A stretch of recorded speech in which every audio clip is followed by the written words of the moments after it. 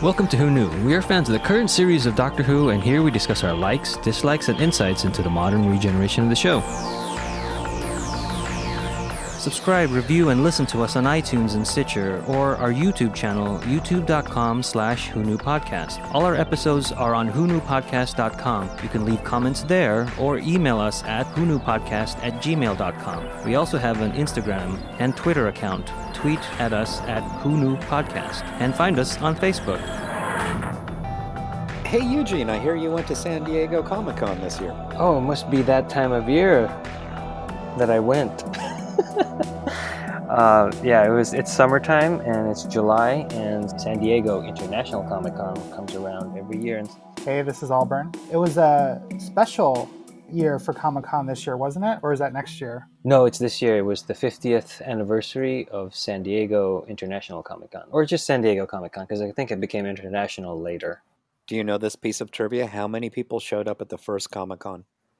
5. No, I don't know. Close. 100. Wow. Those were the days.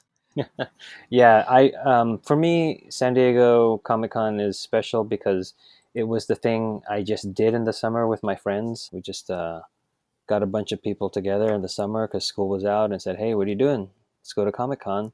And those are the days when you could walk up to the convention center and buy your ticket there. Wow. And those days are long gone. I did that once. Just drove up and bought a ticket and walked in. Do you have the attendance numbers from today or from recently, Eugene? I think they were expecting 130,000. That's a small city. They have not released them yet, or they Okay. don't. Yeah, they don't have them. It was just last week, so they're probably still tallying that up. They're But still anyway. recovering. I was sad that there was no official Doctor Who panel this year because last year's was fun. I was looking forward to them talking about the season 1 that they have under their belt. I wonder why they didn't show up. Yeah, I mean, my speculation is that they are filming their second season currently. Oh, yeah. But anyway, I made my way to the BBC America Doctor Who booth, and they had a bunch of exclusives. There was a 50th official Comic-Con BBC America Doctor Who thing. It was kind of like a plush TARDIS with like super deformed, cuter looking 13th Doctor. Okay. Yeah, kind of like in the vein of a Funko Pop, but not quite. Hmm. They had a bunch of certain things like that, and like Pating was featured quite prominently in a couple of these things. Really? Yeah, I was scratching my head as like that character, but I guess Well, kids might like it. yeah, it's a little good like stuffed animal type of thing. Which character is this? The creature that will eat anything on the spaceship. Oh, yeah, okay. Yes. And then while waiting, I went to the booth to see specifically the VR demo that they had there, The Edge of Time. Was that BBC America? Yeah, I believe so. Okay. It was next to the cash register where you could buy all those exclusives. While waiting in line, they had somebody walking and scanning badges to give you a freebie. And one of them was a button of the 10th Doctor. So I do have that. I was lucky enough to get that one. That's cool. What kind of button? Big, small? Smaller one. It's, I think, a green background with 10th Doctor in his blue suit, I believe. Hmm. They had the VR demo for The Edge of Time. Guess you just played the little intro bit or a tutorial bit in the beginning. I can't remember what they said, but it was a lot longer as far as hours of gameplay, and it wasn't bad for like a home system. Oh, this was a home system. I thought this was a experience that you went out to, like the Void. Yes, and I think that's where we're spoiled, where we have the Void, which is something that's super immersive. Because this one, I could move, but it wasn't as far as like me walking, because it's Comic-Con, you're not going to walk into a sea of people. Oh, yeah, that's true. Yeah. So you had the headset, then you had 2 like joystick controllers, and that moved your head left and right, and then you could move the body forward and back. And when you say home system, do you mean that it plugged into a regular console, or they were demoing like it was all the hardware that you needed was that whole system? It says that The Edge of Time will launch on PlayStation VR Oculus Rift, Oculus Quest, HTC Vive, and Vive Cosmos in September of this year. Wow. So it is PlayStation. Yeah, I forgot that PlayStation had a VR component. Oh, more money to spend. So let me try to recall what happened in the demo. You start off with what looks like 1940s, 1950s. It's kind of like a junkyard. And I'm only saying that it looks like 1940s or 50s because of the sepia tones that it was used. Oh, and also because of the radio. The radio looked older. It's not Foreman's Junkyard from '63, is it? I thought it was, but I couldn't tell because it was my time in that experience was limited. Oh, okay. It might well have been. Because I could see them. That's a good, fun starting off point. Yeah, and I did think of that too. I had no confirming thing that I could bring up right now. And the doctor is talking to you, so it's Jodie Whittaker talking to you, and she needs your help to get the TARDIS to land in that, I guess, yard. And it's actually Jodie Whittaker. Yes, it is. Oh, man. That's cool. I have to buy this. She's like whispering in your ear. It's kind of cool. And so you construct what looks like a crude device to bring the TARDIS into that junkyard, and you have use of the sonic, which is cool. It's you have to look down, and then you grab it from your waist, and then you fuse certain objects together. That's not a Sonic. It made the sound of a sonic. Yeah, so she's first talking to you through, I think, a radio, an old-fashioned radio, and then you go to get other things in kind of like I associate it with like ET constructing the device to call home. Oh, Because you get like a radio, car battery.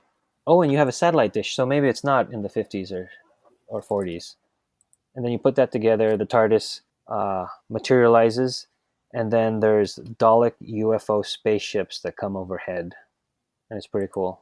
And that's where the rest of the game would take off. Yeah, because after that, the TARDIS door the TARDIS materializes, the TARDIS door opens, and the Doctor says, "Come on in."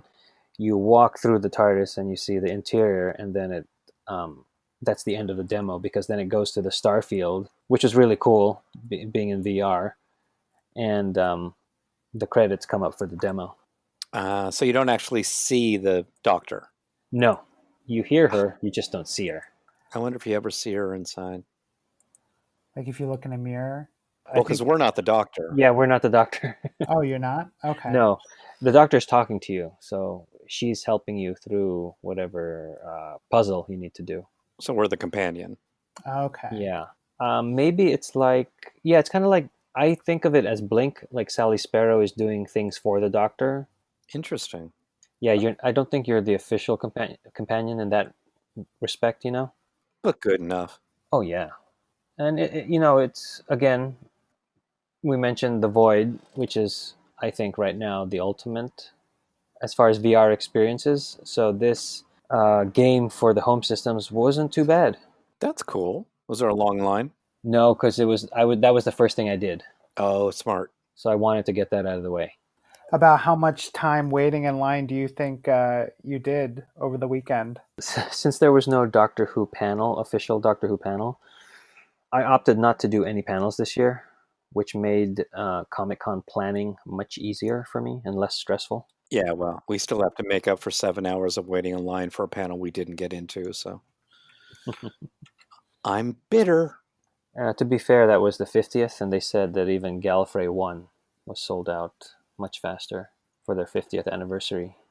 Yeah, okay. 7 hours. Just saying. It still hurts.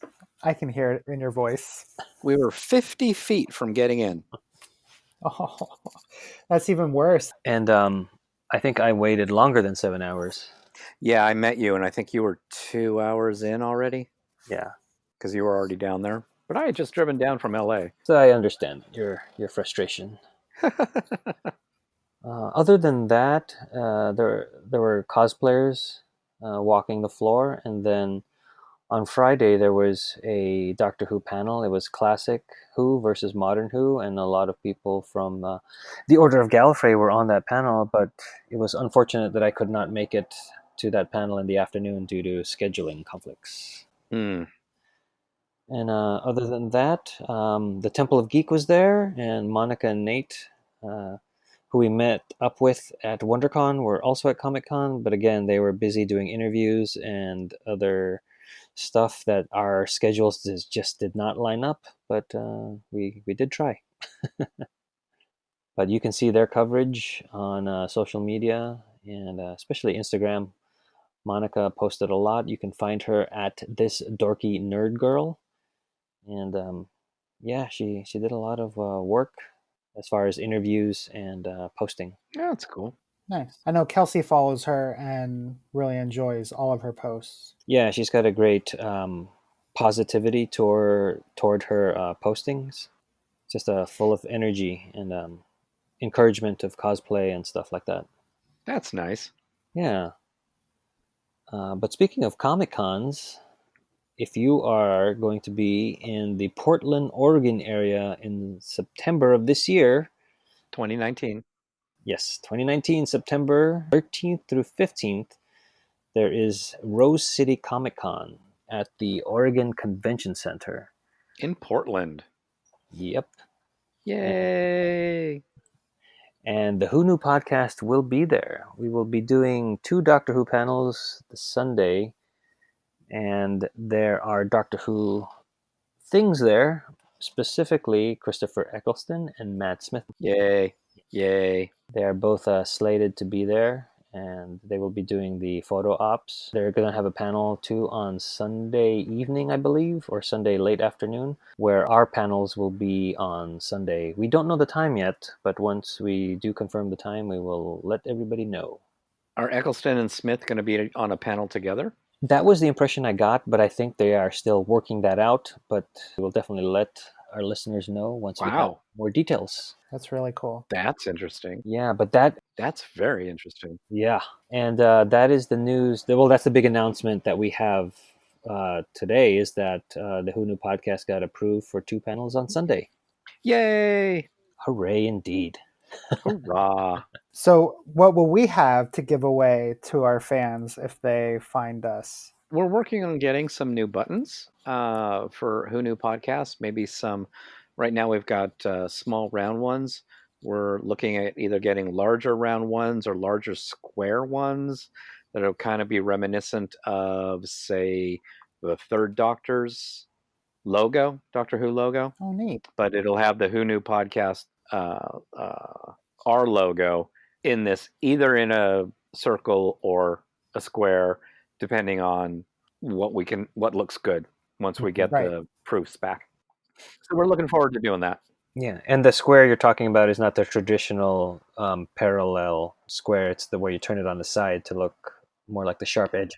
Yeah, it's just and the funny thing is the company that we're looking at, if you use a square, Mm-hmm. it's one price. If you do a diamond, which is just a square on its side, it's more expensive. So since ours is the pocket watch compass, we can literally face it any way we want and make it look like it's a square, but it's a diamond. So it's just kind of like we'll be seeing, okay, if we can do it this way and get it cheaper, and then just tell everybody wear it as a diamond. Well, I wonder if it has to do with their machine. It only prints a certain way. Yeah, but you see, with ours, even what I'm thinking is with the logo, even if people wore it as a square, It'd still be fine. it still looks good. Yeah, but So I'm just thinking of the traditional logos and not our logo. Yes, Why it would Yeah. cost them extra. yes, yeah. We're also kind of working on it to get our whoknewpodcast.com URL to be bigger and a little bit easier to read. And so hopefully we're going to be passing those out. Nice. Cool. That sounds like a neat find for any of our listeners. Yeah, I know when I go to conventions, I collect any pins I can get. Mm-hmm. Mm-hmm. And this was all brought about because of Heather, so we have to thank her again. Yay, Heather. She's working for this new company, and she needed some Doctor Who programming, so we were approached, and then we proposed what panels we would do for them. Nice. We're working out the specific content, but we're hoping to make it pretty exciting. Yeah. So if you're going to be at this convention, which is one of the 2 big conventions in the Northwest United States, along with Seattle, the Emerald City Comic-Con, I believe it's called. Yep, that was the one I went to a couple of years ago. So the 2 of them kind of work a little hand in hand because they both are in the Northwest and they're both fairly big. So kind of exciting. Never been to Oregon, so I can check that state off of my list. It's going to be great. So now you only have 49 other states to go. No, 39. There's a New Mexico? More on Rose City Comic Con. I'm just looking at the other guests that are slated. We got Weird Al Yankovic, Amy Jo Johnson, the original Pink Ranger from Power Rangers, Bonnie Wright from Harry Potter, Yay. and Jason Isaacs, also from Harry Potter, will be there. He's evil. Carrie Elwes will be there from Stranger Things Season 3, most recently. What? Yeah, Oh boy. as you wish, right? Yeah. I hope he's bringing security. That's gonna be dangerous. That's a deep cut there. Yeah. And Jason Marsden, who's done a bunch of voice acting. I've just seen a lot of resurgence in the Goofy movie, so he was in that, and Hocus Pocus and Spirited Away, and a bunch of just animated things. You just see his IMDb page. It's he's done quite the breadth of work. It's really quite a, what's the word, eclectic group of guests that they have. I noticed that there's a lot of writers. Yeah. Writers of comics, of novels, of TV shows, of movies. Yeah, the ones that stick out to me are Greg Rucka, who's I think he just recently did Detective Comics, and then Matt Fraction, who recently did Hawkeye. I was also looking, and it looks like they have an extremely large artist alley section of the dealer's floor. Yeah, Josh should go ape on that. Yes, yeah. Speaking of that, we have another panel that got approved. It's going to be me, Eugene, and Josh on a panel about animation and being in the entertainment biz. And we don't know exactly what we're going to be discussing, but we're working on it. And Auburn and I can go and heckle. Oh yes. And that will be on Saturday? Yes. The animation panel will be on Saturday. Now, is it on animation or anime? Animation. Animation. Oh, okay. Which will involve some anime because it's all animation. Very true. Then we got Zachary Levi, Will Wheaton. Will? Yes. Tim Curry, Wallace Shawn. There's going to be a bunch of people there. Robert Englund, Pauly Shore. I don't know why I said Pauly Shore, but he's... Hey, buddy. It's going to be a party. A whistle. So yeah, I hope to see and meet some of you listeners that are in the Portland area. We hope to see Christopher Eccleston and Matt Smith there as well. Oh, I hope so. We have to. Yeah, we're going all the way to Portland. Well, I'm sure they listen. We should invite them to our panels. Yeah. We'll let you ask a question. And then we woke up. What happened? You've just listened to an episode of Who Knew? Our wonderful theme music is by Michael Grady. Find him on Facebook at The Universe Explodes. All our episodes are engineered by Auburn. You can find him at auburnbinkley.com. You can also find this show in several places. Follow us on Twitter at Who Knew Podcast. Subscribe, review, and listen to us on iTunes and Stitcher. Or our YouTube channel, youtube.com/WhoKnewPodcast. Visit our Facebook page. Please leave comments, reviews, and click like to help support Who Knew Podcast. Also, listen to us on your Amazon Echo by enabling a podcast skill. All our episodes are on whoknewpodcast.com. This podcast is inspired by Doctor Who, The longest-running sci-fi show in history. And especially the revival, spearheaded by Russell T. Davis, Thanks to Russell, Sydney Newman, Verity Lambert, Ron Grainer, Delia Derbyshire. And all those involved in the adventures of our favorite Time Lord. your work continues to inspire and entertain. if you're in the Portland area, come to Rose City Con, September 13th through 15th. That's a Friday through Sunday.